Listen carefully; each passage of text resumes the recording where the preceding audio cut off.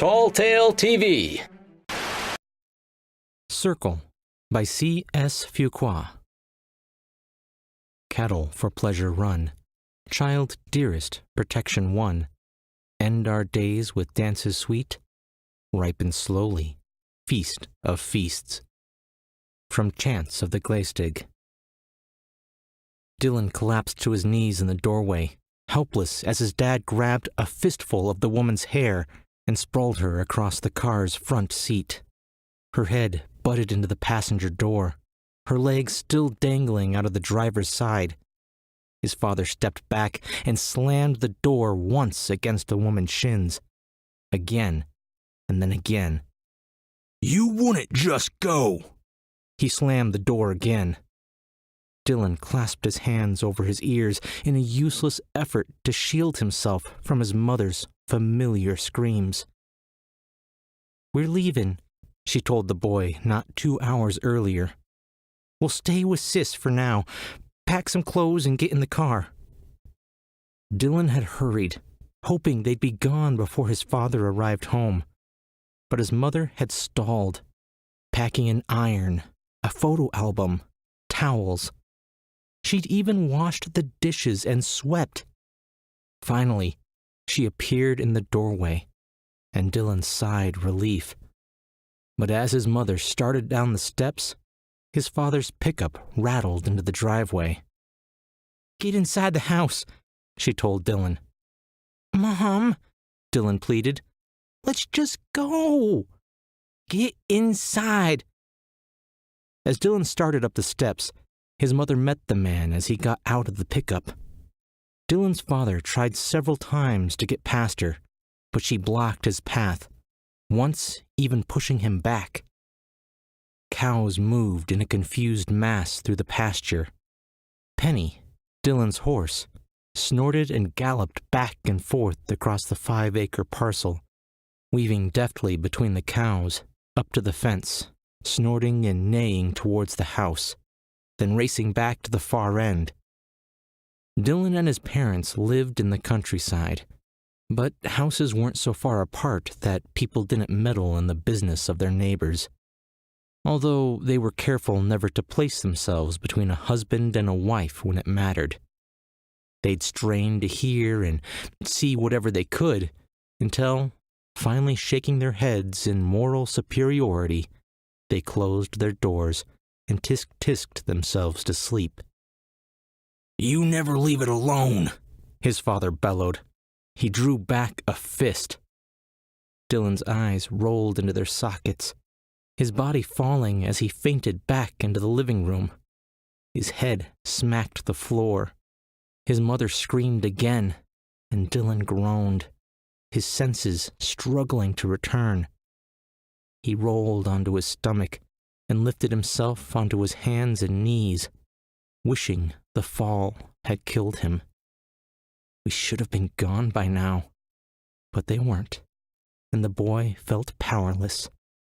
"Run," his father cursed. "Run." He crawled through the living room, into the kitchen, toward the back door, mind swimming with eyes locked on that screen door and the lacquered darkness beyond. Like his dog, before it had died last Christmas, the boy nudged the door open with his head. He pushed himself to his feet, picking up speed as he jumped from the porch, feet toppling a dozen mushrooms that had popped up since sunset. He fled in a faltering run for the woods. Deep among those trees lay refuge, a circular clearing where he'd often sought solace, but never before at night. He could rest there, get his bearings, and figure out what to do next. On some nights, odd sounds had formed strange harmonies within the woods, beckoning the sleepless boy to his bedroom window as his parents, bruised after another fight, hormones raging, wrestled and coupled in their bed like the animals they'd always been. For months, he toyed with the notion of escape, unable to come up with a plan. Then tonight, When the escape seemed a real possibility, his mother had blown it, and now he understood that escape didn't mean getting away from only his father, but his mother as well. Halfway across the backyard, he stopped, realizing he needed a flashlight. He started back, but fear welled up. He stopped, started, stopped. His mother's scream broke sharply off. He froze. He'd have to do without the flashlight. He spun back toward the forest, toward dark and thick shadows cast by the ascending moon, now well into the sky. During Dylan's first 10 years, he'd believed every kid's parents were like his own, violent and domineering, unreasonable. Then he'd stayed a night at his buddy's house. He'd sat in silent dismay at the dinner table as his friends' parents talked about their days at work, asked the kids how school had gone, discussed their disappointment with the president, their concern over international events. They'd laughed and acted the same as those fake families in books, the ones who seemed so bizarre and unreal to Dylan. But the book families were not so bizarre and unreal after all. It was Dylan's family. A couple of weeks later, his friend asked when he could stay over at Dylan's. Dylan made excuses at first and began to withdraw gradually from all his friends, eventually avoiding all friendships until he was quite alone in his prayers for escape. He drew up at the property's edge and looked back toward the house. From here, he could see his parents in the pool of warm porch light that spilled into the front yard. His father twisted away from his mother and tried to reach the house. The woman's face glistened as she clutched for the man, pursuing him now with a noticeable limp. She abruptly stopped and then clenched her hands into fists. Her voice became a tangle of shouts and accusations about which the boy had no desire to know, but could not shut out. His father tried once more for the house, but the woman grabbed him again. As he turned, he fished a knife from his pocket, the blade sliding open. Dylan pivoted away, and the forest swallowed him. He fled blindly through filtered moonbeams. Thin branches whipped him across the face and arms, raising welts and drawing specks of blood as his parents' voices grew fainter. He ran on and on, hoping he was running in the direction of his special place.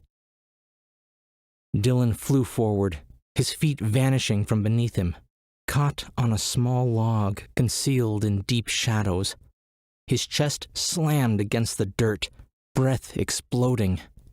He rolled onto his back, gasping until the pain eased and he could breathe without struggling.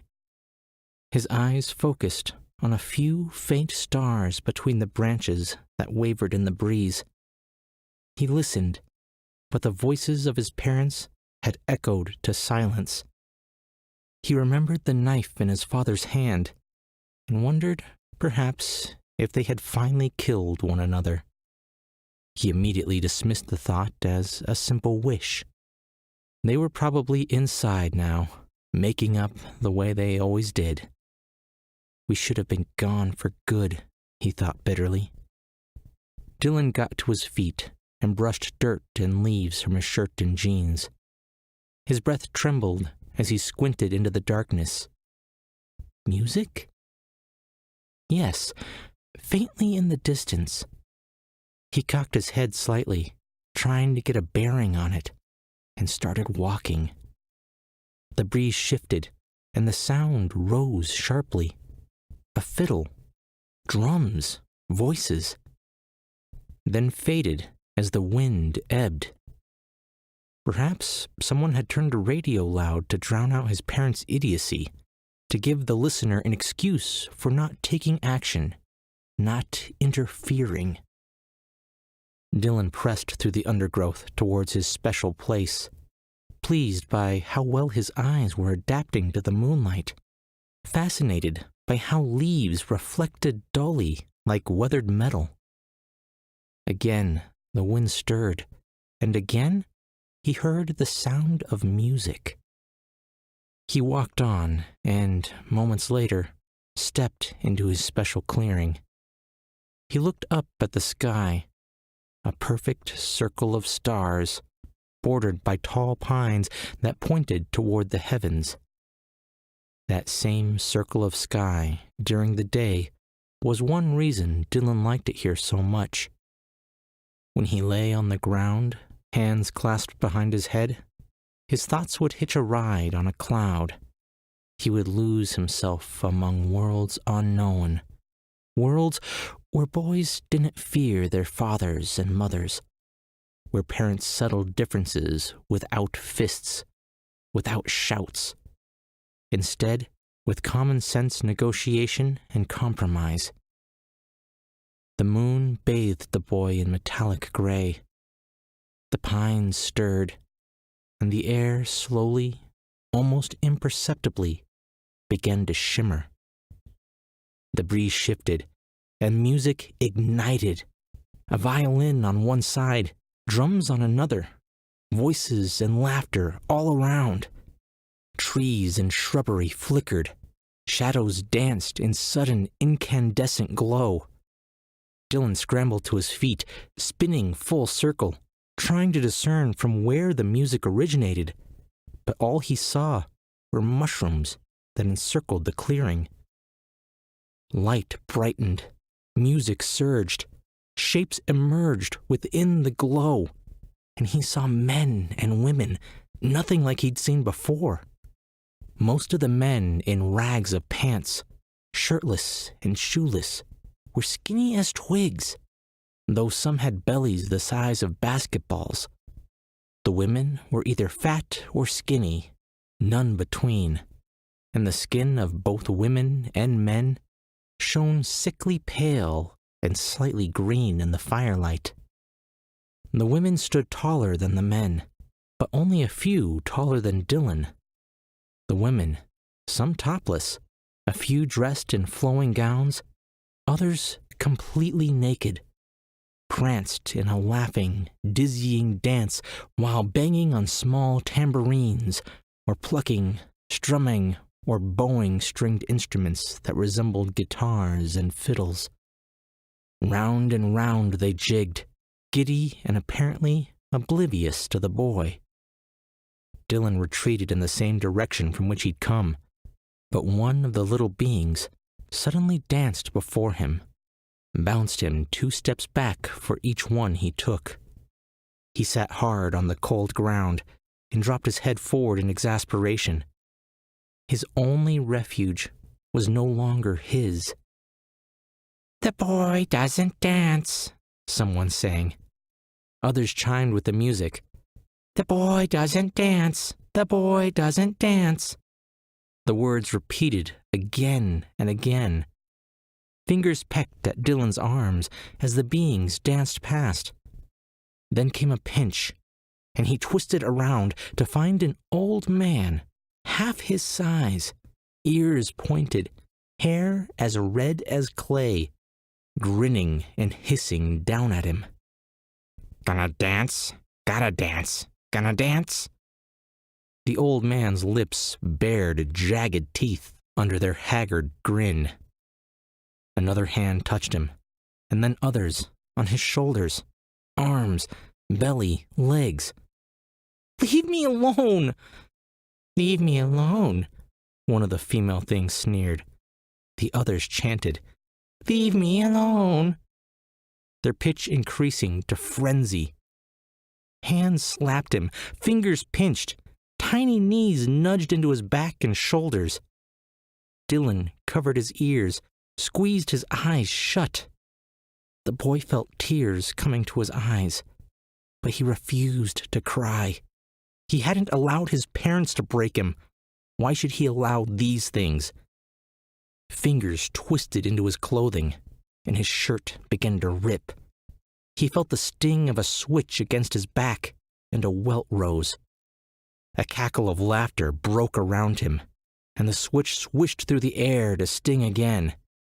He scrambled back to his feet, searching desperately for escape, but found no break in the circle. "I find one," a voice squealed. "To fetch and carry, to dance and play, to be and not to be." Laughter rose. "A youthful servant proves this our lucky night," they chanted. "Our lucky night," and danced frantically around and around. Dylan set his feet and swung blindly, a small fist connecting with the shoulder of the closest being. A thin, short thing with pointed chin, devilish ears, and black eyes that glittered with firelight. The tiny thing recoiled, its face reflecting both shock and rage at the boy's insolence. It bared jagged teeth and growled. Then it lunged. Dylan cringed to protect himself, the same way he had cringed from his parents' hands and belts and switches. He brought his fists before his face, bracing for the strike, clamping down, closing his eyes and mind to the pain that was about to take him.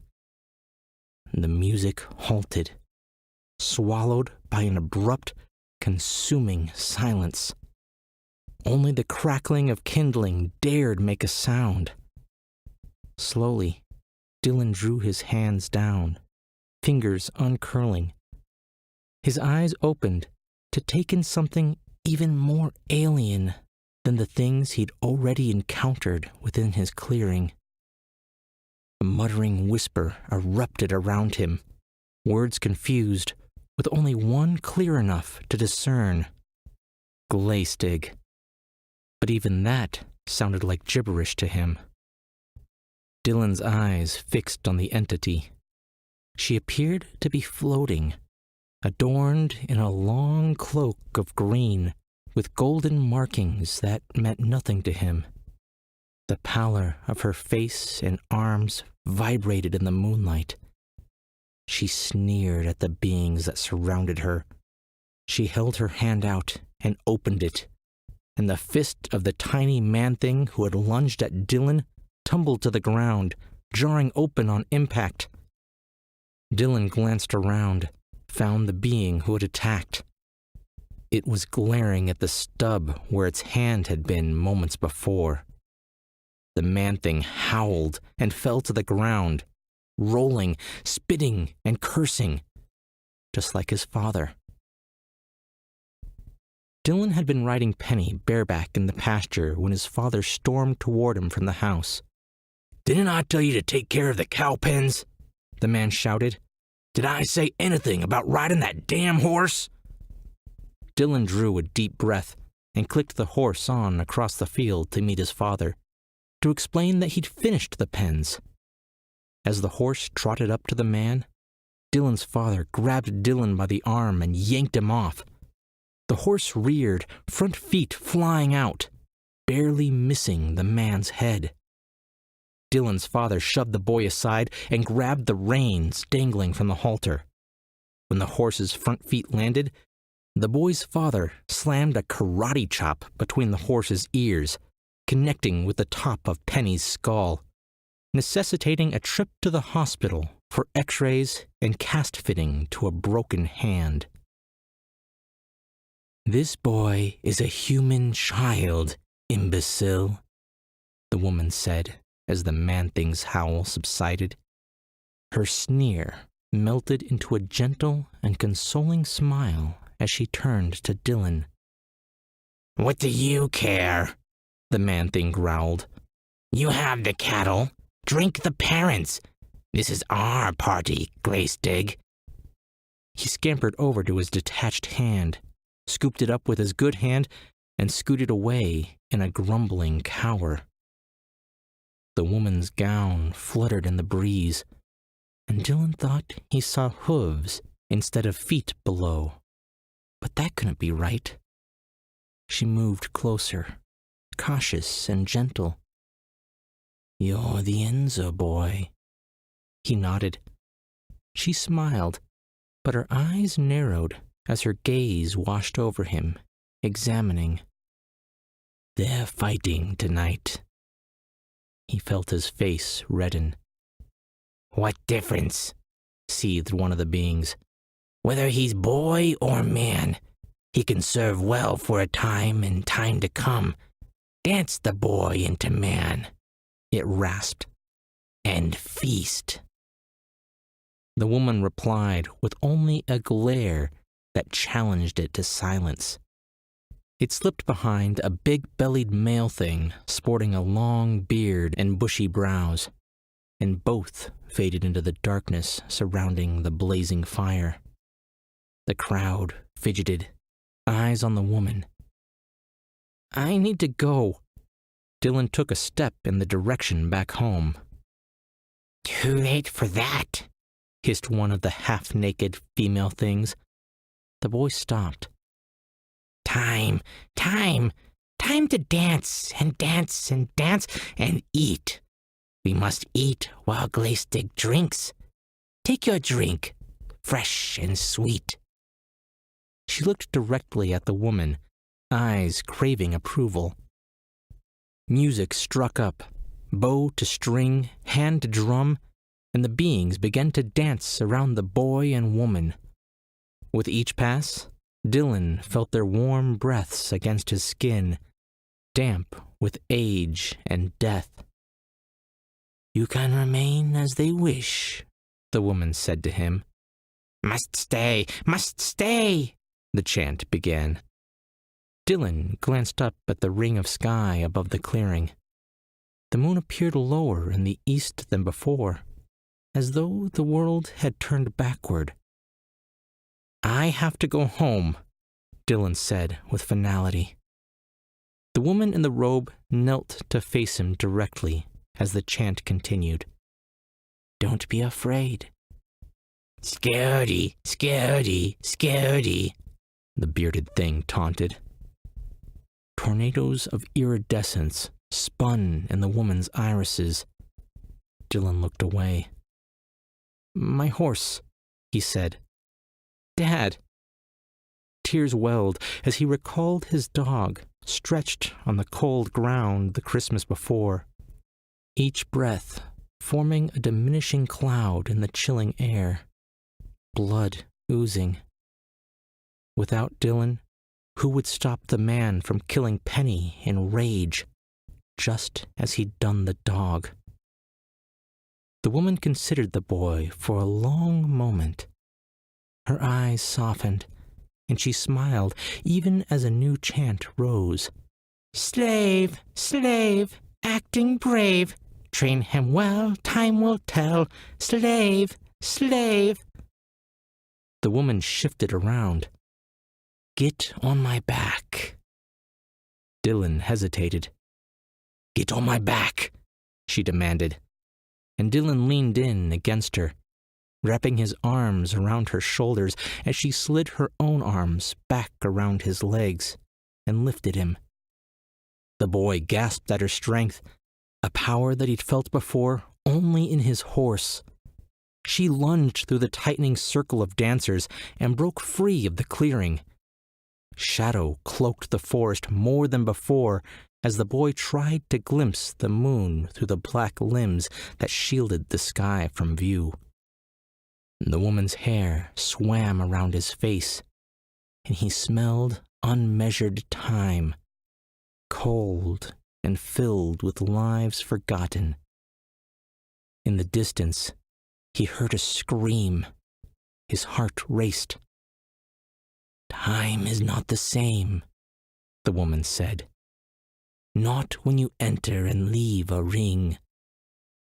The woman drew up. The night, their fight, is only begun. In the distance, over the agitated lowing of his father's cattle, a shout sounded, and then another scream. The woman moved on, the screams of Dylan's mother growing louder, the curses of his father clearer. The cattle are frightened, the woman said. They need to be calmed. We should have been gone. That choice has vanished, the woman said. A chill raked through the boy. Had she read his mind? When they broke free of the forest and into the pasture, Dylan slid from the woman's back and started back for the woods, but the woman glided around to block his path. She took him by the shoulders, her hands warm, strong. She smiled, the flesh of her face silken in the moonlight. You'll be safe, she said softly.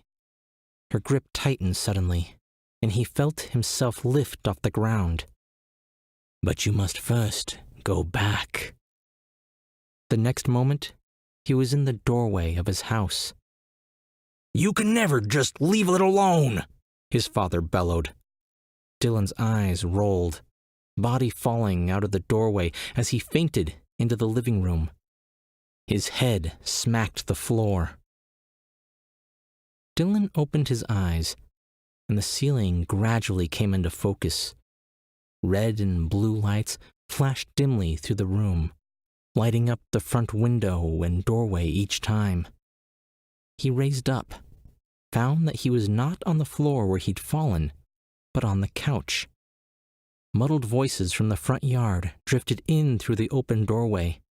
He strained to make out the words, but all he caught was trampled and blood. Words from just outside the door came more plainly. Ain't hardly a drop left in her, a man said, the wonder evident in his gruff voice. And not a drop on the ground, like it was sucked out. Dylan pushed himself from the couch and stood. He weaved to one side, woozy, but then he got bearings enough to cross the room to the front entry. The screen door opened as he reached the door.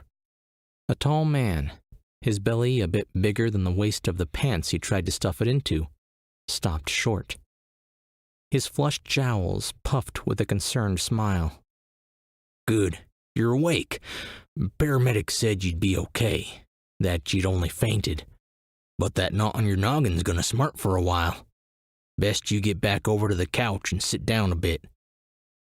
He stepped fully into the room and turned Dylan gently back to the couch.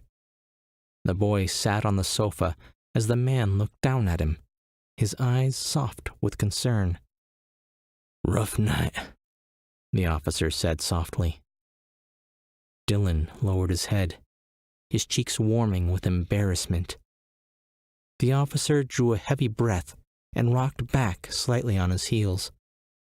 His lips pouted in consideration as he looked around the room.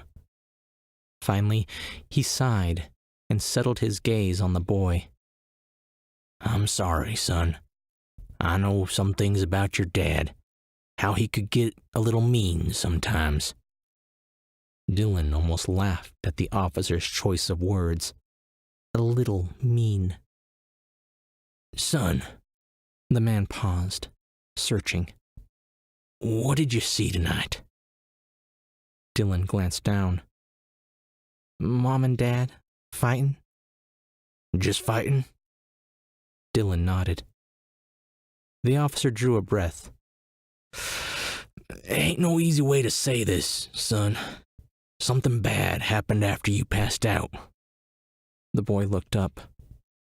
I'm sorry, but your dad, well, it looks like he killed your mom. And then, he scratched his head. Damnedest thing I ever saw. Was he drinking, son? Dylan said nothing, the news about his mother roaring around his head. Wouldn't surprise me none, and it'd explain a lot, the officer said. You got, what, about 30 head of cattle? Again, Dylan made no reply. It's okay, son. I understand. But I gotta tell you what happened. After he did what he did, your daddy went down in the field. Them cows must have been real spooked. The officer cleared his throat. Your daddy must have lost his footing or something. I don't know. Can't really explain it, ain't the cow's fault either. Not really. Dylan's eyes glazed as the meaning of the words sank in. Both parents dead. Penny neighed in the distance. The officer sighed. I'm sorry, son. Dylan bowed his head to conceal his face, uncertain whether he was about to cry or laugh. I went through your mama's purse and found her sister's name and number, the officer said. We gave her a call. She should be here any time now. Better to stay with one of your own until everything gets settled. The officer patted the boy's shoulder and started out. He paused in the doorway. I'll be here till she comes. You'll be fine. He appeared to want to say more, but unable to find the words. Finally, he stepped out, let the screen slam shut.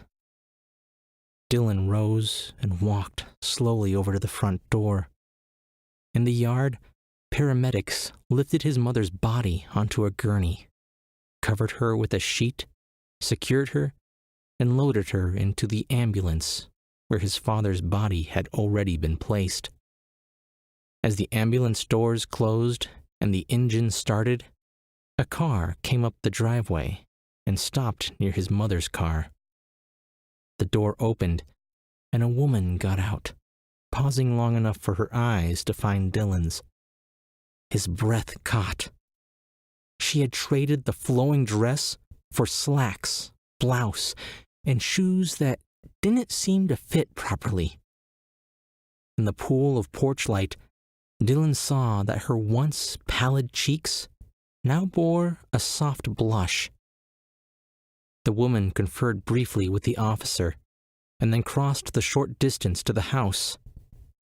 Dylan remained in the doorway, uncertain of what to do as his gaze bounced back and forth between the woman and the officers getting into their cars.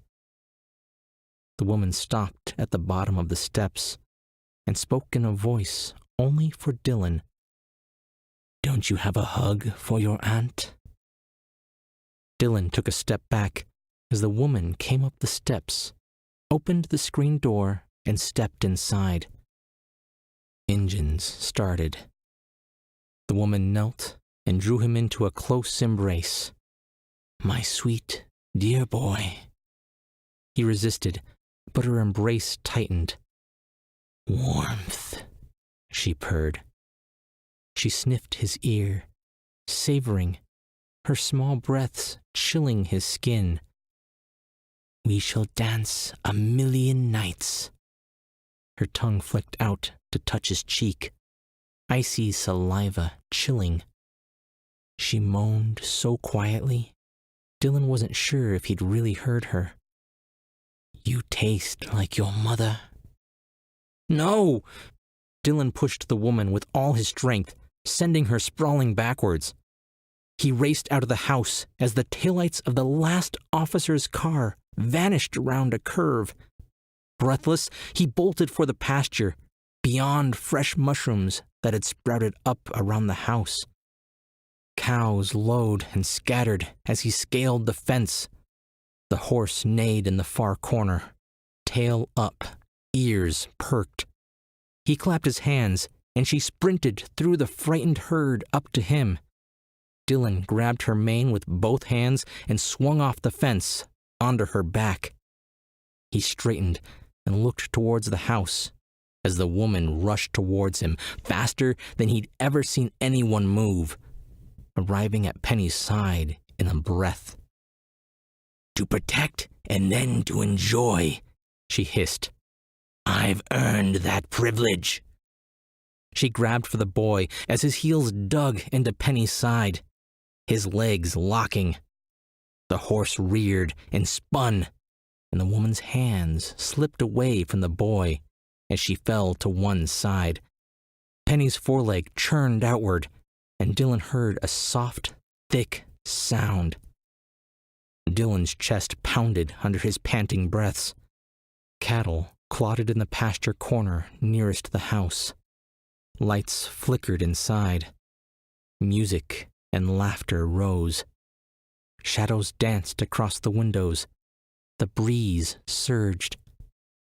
Dylan lay against Penny's neck, one hand caressing, one hand clutching mane. "Come on, girl." The horse turned, picking up speed towards the back fence, gauging the leap into the dark woods beyond.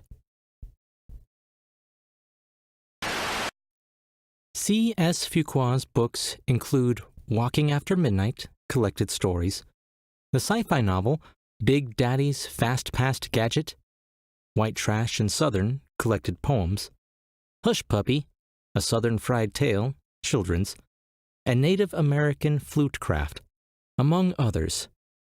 His work has appeared widely in publications such as Year's Best Horror Stories, 19, 20, and 21, Cemetery Dance, Dark Regions, Christian Science Monitor, Slipstream, The Old Farmer's Almanac, The Writer, and Honolulu Magazine.